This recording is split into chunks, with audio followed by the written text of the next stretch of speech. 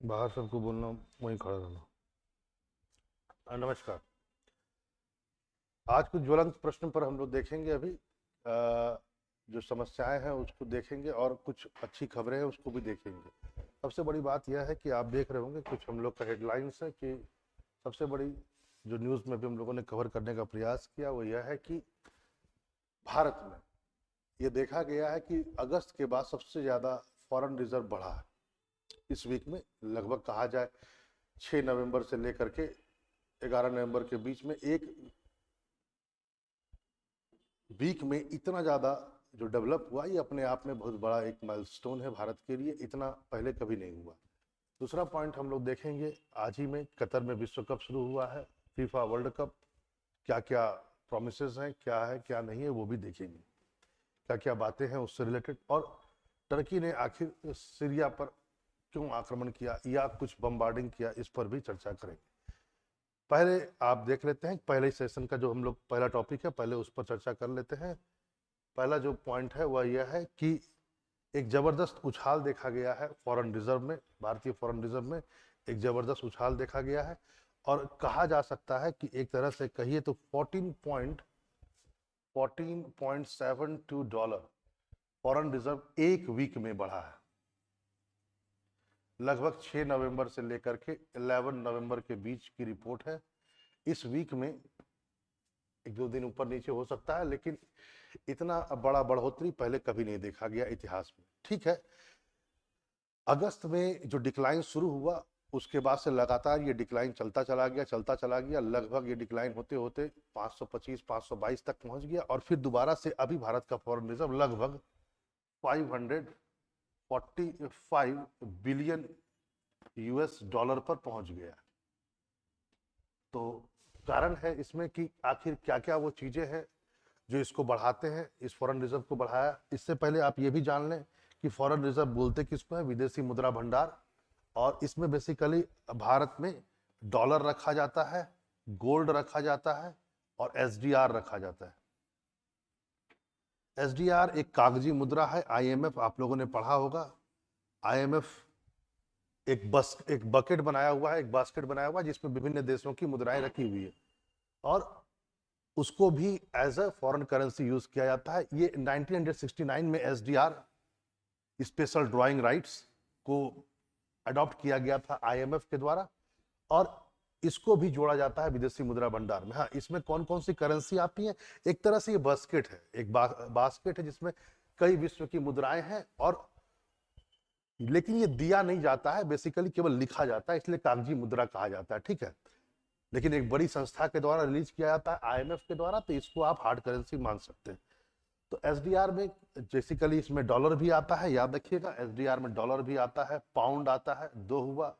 ठीक है, युआन आता है, यानी कि जो चाइना की करेंसी है, युआन भी आता है। ठीक है, फिर इसमें बेसिकली यूरो भी आता है। ठीक है, याद रखेंगे इसमें यूरो भी आता है, और इसमें जापानी यन भी आता है, पाउंड भी आता है। इसको ध्यान में रखिएगा। ठीक है, यानी कि इसमें बेसिकली डॉलर, पाउंड, युआन, येन, जापानी येन और यूरो, यूरोपियन यूनियन के यूरो, लगभग 19 कंट्रीज इसको करते हैं। तो ये सब मिला करके एक फॉरेन रिजर्व बनता है। दूसरा पॉइंट, एक बात ये भी देखा गया कि आखिर वो क्या कारण है कि भारत में अभी हाल फिलहाल में फॉरेन रिजर्व इतना बढ़ा, इसके पीछे क्या कारण है। आप देख सकते हैं कि फॉरेन रिजर्व के मामले में पहले तो ये देख लेते हैं कि कौन कौन स्टेट कहाँ पर है। तो याद रखेंगे पीपुल्स रिपब्लिक ऑफ चाइना, यानी चाइना नंबर 1 पर है, बहुत ज्यादा है ना। आप देख सकते हैं लगभग 3200 के आसपास में है। जापान एक, है ना, और 1100 से आसपास में है। फिर स्विट्जरलैंड है, फिर रसिया है, और 5th नंबर पर भारत। ये फ्लक्चुएट करता रहता है, इसके लिए निश्चिंत रहिए, ऊपर नीचे होते रहता है, कभी कोई कभी कोई। अभी हाल ही में भारत ऊपर था रसिया से, अभी रसिया ऊपर हो गया भारत से। ठीक है, तो ये सब फ्लक्चुएट होता है। बेसिकली देखा जाए क्या कारण रहा अभी हाल ही में इतने होने का। देखिए, यदि अगस्त से पहले देखा जाए जो बढ़ोतरी हुई थी उसमें बेसिकली यदि आप देखेंगे जो बढ़ोतरी हो रही थी वो बेसिकली आरटीपी मैकेनिज्म के द्वारा हो रही थी। आरटीपी, ध्यान दीजिएगा, ये इतना इंपॉर्टेंट नहीं था, नॉट मच सो इंपॉर्टेंट। क्योंकि अगस्त से पहले भी थोड़ा इंप्रूवमेंट देखा गया, क्योंकि है ना, लेकिन वो उतना अच्छा नहीं माना जाएगा क्योंकि उसमें आरटीपी का रोल ज्यादा नजर आया। क्या नजर आया? आरटीपी क्या है जरा समझा जाए इस चीज को। ये बेसिकली द रिजर्व ट्रेंच है, इसको full form the reserve trench है, और ये आईएमएफ का द्वारा दिया गया सभी स्टेट को एक राइट है कि आप जो भी आपका कोटा है, मान लेते हैं यूएसए का कोटा है 15%, है ना, भारत का कोटा मान लेते हैं आईएमएफ में इंडिया का कोटा है 3% के आसपास है, तो सभी अपने कोटे से कुछ पैसा उधार ले सकते हैं, कुछ पैसा उधार ले सकते हैं लगभग 25% तक, और इस पर आपको टैक्स नहीं देना होगा, आपको इंटरेस्ट नहीं देना होगा, लौटाना पड़ेगा लेकिन आपको इंटरेस्ट नहीं देना होगा। ठीक है, तो ये भी, तो भारत ने क्या किया, उधर बीच में बहुत सारे पैसे इस आधार पर लिया, इससे भारत का फॉरेन रिजर्व बढ़ा। लेकिन अभी एक क्या देखा गया, एक 14 पॉइंट यदि कहा जाए, बेसिकली मैंने कहा 14.72 इस वीक जो बढ़ा है, ये बहुत अच्छा रहा क्योंकि इसमें इन्वेस्टमेंट का बहुत बड़ा रोल है। लगभग 3.5 से लेकर 3.8 बिलियन यूएस डॉलर जो है वो इन्वेस्टमेंट, एफडीआई से ज्यादा, लेकिन बेसिकली कहा जाए तो एफपीआई फॉरेन पोर्टफोलियो इन्वेस्टमेंट के थ्रू भारत में बहुत पैसा है। हाँ ठीक है, पोर्टफोलियो इन्वेस्टमेंट बेसिकली शेयर बाजार में पैसा लगाते हैं जो विदेशी, उसको कहा जाता है। ये निकल भी सकता है क्योंकि ये बहुत ज्यादा ये स्टेबल नहीं होता, एफडीआई ज्यादा स्टेबल होता है, लेकिन फिर भी इस आधार पर जब आया है तो फॉरेन रिजर्व बढ़ा है, यानी कि वहां के देशों के लोगों ने भारत के ग्रोथ को अप्रिशिएट किया है और तब वो पैसा लगा रहे, तो भारत के लिए इंपॉर्टेंट सी एक खुशखबरी की बात है। दूसरा पॉइंट एक और भी है कि डॉलर थोड़ा कमजोर हुआ है in compare to other, Bharat से तो नहीं कहेंगे लेकिन अदर यदि कहें, अदर फॉरेन करेंसी के रिस्पेक्ट में, जैसे येन हुआ, पाउंड हुआ या युआन हुआ, इसके रिस्पेक्ट में डॉलर जो कमजोर हुआ, इसलिए भी फॉरेन रिजर्व बढ़ा। तो भारत का जो फॉरेन रिजर्व बढ़ा उसमें एक कारण एक बहुत बड़ा ये भी है। फिर गोल्ड का रेट बढ़ गया है, तो कुछ कारण आपने देखा कि पहले आरटीपी के कारण हम लोग का जरूर ग्रोथ रेट हुआ था, लेकिन इस बार ऐसा नहीं है, इस बार इन्वेस्टमेंट हुआ है, बाकायदा उन्होंने, मैं कहूं कि एफपीआई ज्यादातर आया है वो हुआ।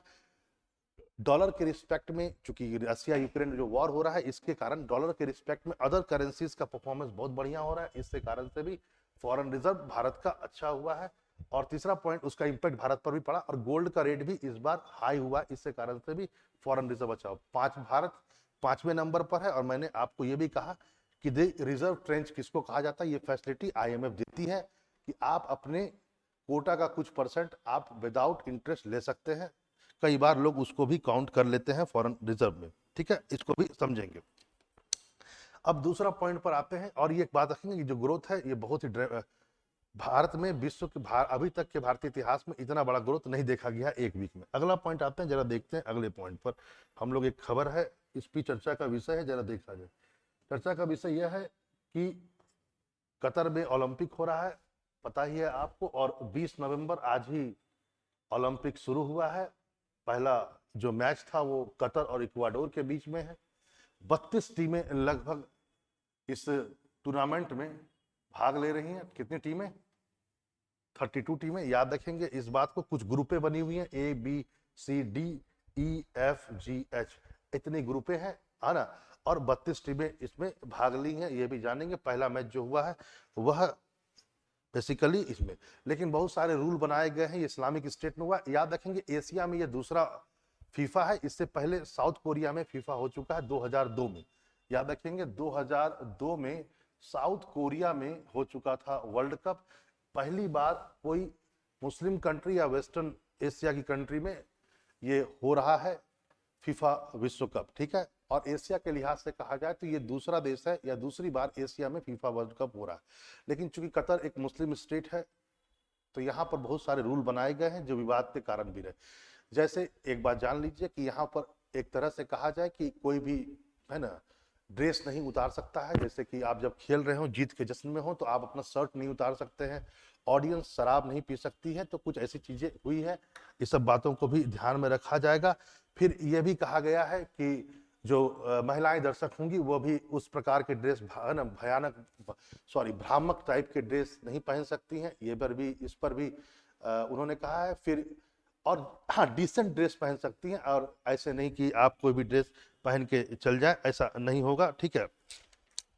और लेकिन कुछ इशू और भी हुआ जो भारत जिसके कारण से इसका थोड़ा सा भारत के लिए ठीक नहीं है, क्योंकि जाकिर नायक जिसको भारत ने एक तरह से कहा जाए टेरर फंडिंग के आरोप में और आतंकवादी संगठनों के सपोर्ट के आरोप में जाकिर नायक को देश निकाला दे दिया था, क्योंकि वो अभी मलेशिया में थे बहुत दिनों तक, तो वो आ गए हैं कतर।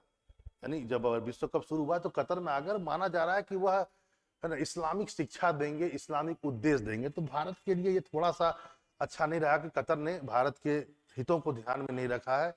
जाकिर नायक जैसे लोगों को वहां पर स्कॉलर को बुलाना, और इस जो कि फंडामेंटलिस्टिक है ना मुस्लिम हार्डकोर टाइप के लोग हैं, तो उसको भारत ने 2016 से ही जाकिर नायक को देश निकाला दे दिया गया था, ठीक है।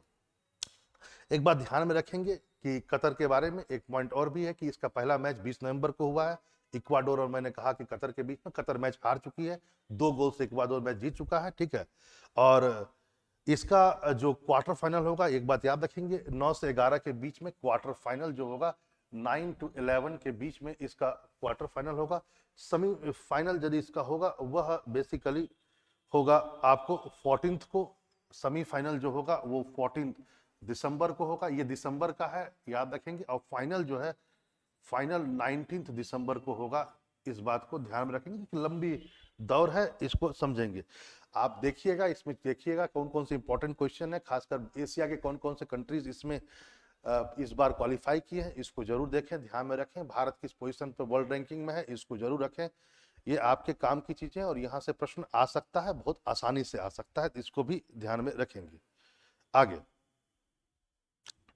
आगे एक तरफा और भी देखते हैं, एक चीज और भी है, और हाँ एक विवाद का विषय और भी आया है कतर ओलंपिक में, कि माना गया है बहुत सारे प्रवासी मजदूर जो भारत से भी गए थे, बहुत सारे प्रवासी मजदूर, तो स्टेडियम वगैरह जो वहां बन रहे थे उसमें उनके हितों को ध्यान में रखा नहीं गया, अमानवीय यानी अनह्यूमैनिटेरियन उनका हैबिटेट में रखा गया, कईयों की मौत भी हो गई है, किसको कुछ को तो भारतीय मजदूरों को उनके घर वालों को उनका शव भी नहीं मिला है। तो एक तरह से शुरू होने से पहले ही कतर का जो ओलंपिक है वह विवाद का विषय बना हुआ।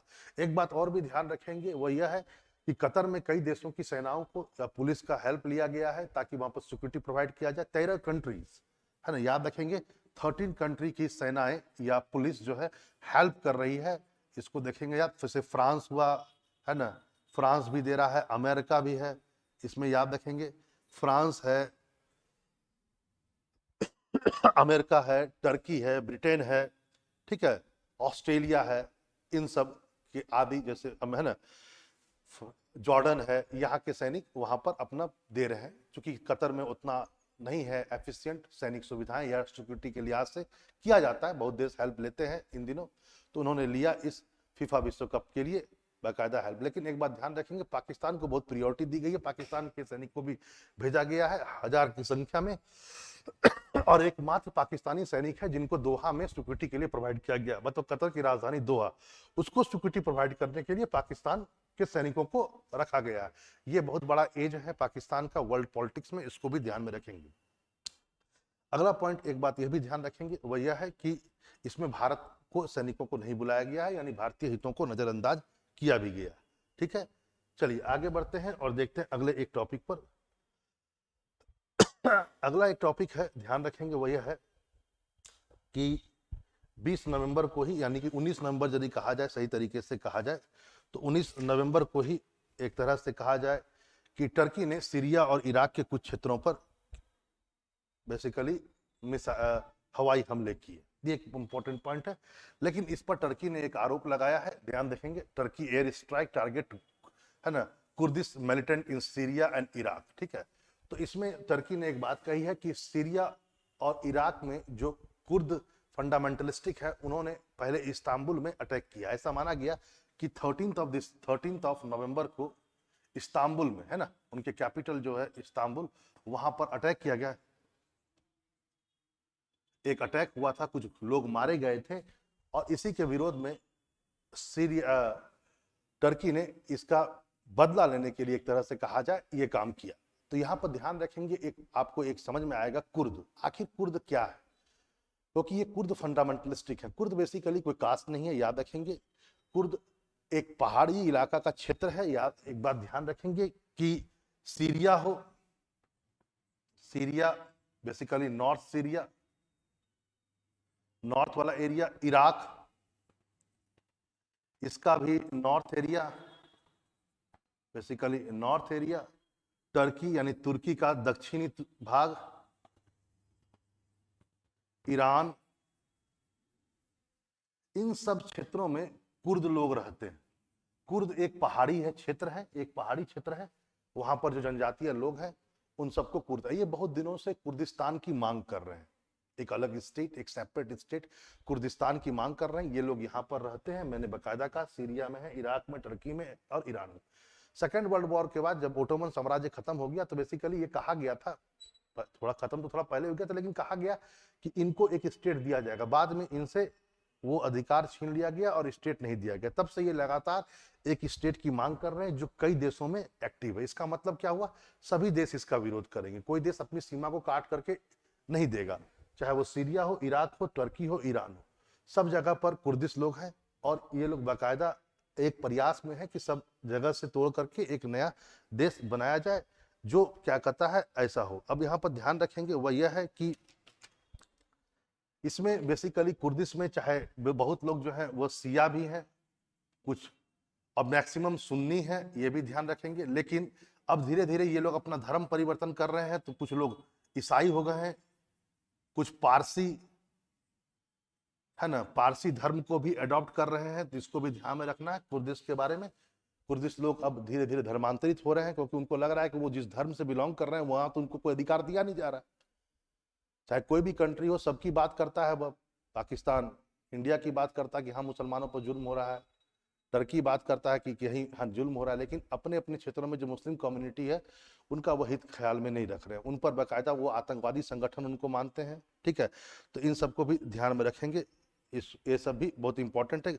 और दूसरी बात है कि कई सारे सभी देशों में एक तरह से कहा जाए कि कोई ना कोई फंडामेंटलिस्टिक ग्रुप जिसको आतंकवादी ग्रुप घोषित कर दिया गया है, एक्टिव है कुर्दिस्तान क्षेत्र की मांग को लेकर के। और सबसे बड़ी प्रॉब्लम क्या है कि ये इसलिए नहीं बना पा रहे हैं कोई देश, क्योंकि जितने भी फंडामेंटलिस्ट मान लेते हैं, कोई एक्स हो, कोई वाई हो, यहाँ पर जेड हो, ए हो, इन सब के बीच में कॉपरेशन का अभाव है,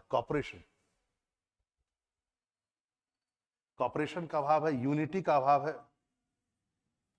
समान सोच का अभाव है। ये भी वो कारण है कि कुर्द लोग आपस में मिल करके कोई एक परफेक्ट सॉल्यूशन पर नहीं पहुंच पाते कि किस क्षेत्र में हम जाएं, एक कोऑर्डिनेशन होना चाहिए, वो भी नहीं डेवलप हो पा रहा। ठीक है, चलिए ठीक है, अब मिलते हैं हम लोग अगले क्लास में एक नए टॉपिक के साथ। नमस्कार।